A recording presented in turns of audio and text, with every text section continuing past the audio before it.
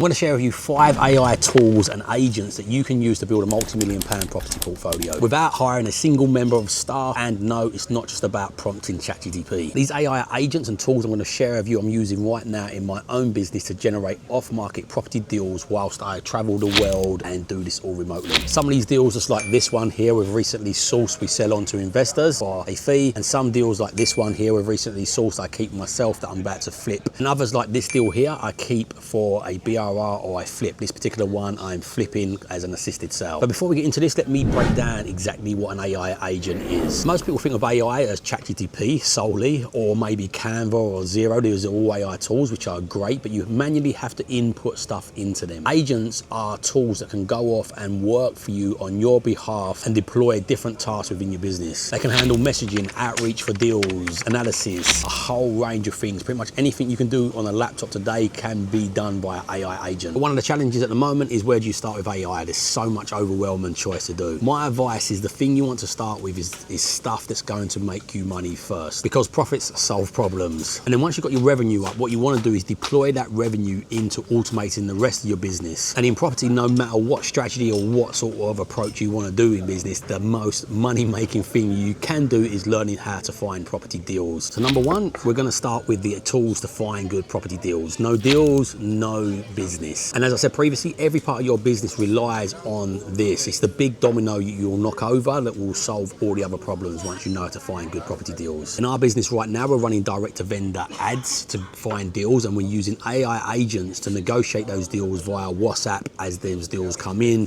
and do all the heavy lifting front end. The main AI tool we're using at the moment is a tool called Go High Level. It's an all-round marketing AI tool. It's simple, it's effective, and it's easy to get started with. And at the moment, we're testing tools like Vappy and the AI agents within Go High Level for voice calls to take it to that next level. We've also built out AI tools that scrape the internet, just estate agent websites, sites like Gumtree, which will scrape all these deals, put them into a spreadsheet, and we've trained ChatGPT GPTs to analyze those deals for us for the best ones there, and then put them into our CRM system, which is on Go High Level, so then we can then start outreaching to them directly with the AI agent. Number two is the tools for deal analysis and refurbishment estimation. So when the deal leads start to come in, if you just look over these deals without proper analysis, it's like going to the doctor and the doctors are saying, hey, I've got a bit of an idea what it might be, without actually scanning you and testing you. What you want to do in property is use the right tools to scan and test these deals to make sure the numbers, the location, and the whole deal does stack. We use a great software and AI tool called Landlord. It's absolutely free. If you want Landlord, by the way, comment below Landlord and I'll send you over a link to sign up for it for absolutely free. We use this for the first analysis on the deals. Once I've got the numbers and everything in place, I use a GPT that we've trained to estimate the refurbishment cost and put together all the refurbishment schedule of works and everything. How we create this estimate is by using Loom videos to actually either walk through an online property and just talk through what work is estimated to be done, or we actually walk around a property with our phones, with Loom on, walk through and just talk through what actually needs doing. Then you put that transcription into the AI, and the AI will put out all of your estimated costs for the refurbishment with different variations of that and programs of works and timescales. Tool number 3 is lead intelligence, or what tools you'll use for lead intelligence and capital raising. So once the deals are coming in, the next step is to turn those deals into actually capital. So whether you buy that yourself and you need to raise capital to buy that, or whether you source these deals on, like I advise most people to do at the start, like you can sell these deals for like 5k per deal to help fund what you're doing, you're going to need some sort of lead intelligence as they come in. And think of the tools you'll set up for this, like going to the airport and scanning your baggage as you go through.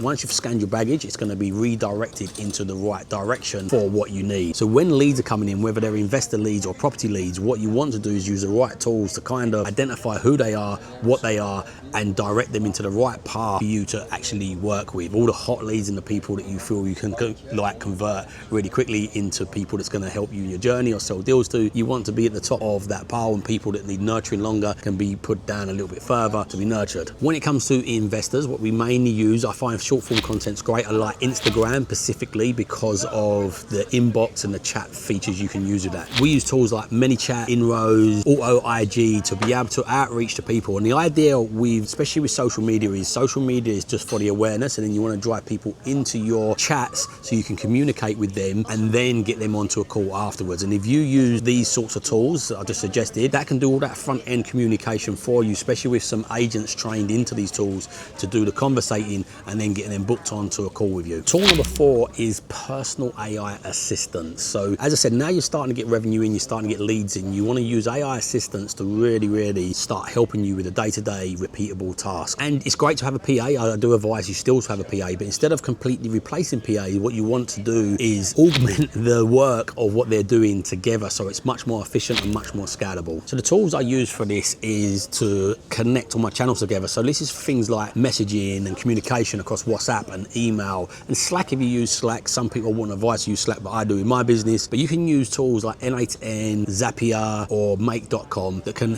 connect these tools together so they can all communicate with each other, and you can bring this into one place so you can just draft emails, you can see responses, highlight important things and respond with just one voice prompt instead of going across multiple different platforms and in typing stuff. If you need to book a meeting, it can go in and schedule your calendar. It can book a Zoom call for you. It can communicate across different people for you. You just need somebody sitting over it, either a PA if you're that more advanced or yourself at the start as you're getting going. And trying to scale a business without SOPs and procedures is trying to build a house without having any scaffolding. It's going to be a challenge. But instead of writing SOPs, which is a really boring, laborious task, what I do in my business is I document and record everything I do. I use tools like Loom, Otter AI to record all your daily activities. You can then take them transcriptions of those recordings and you can put them into ChatGPT, Claude or any tool, or there's some specific ones out there like trainyour.com which will take these transcriptions and they will put them into logical order tick lists for people. And you can also create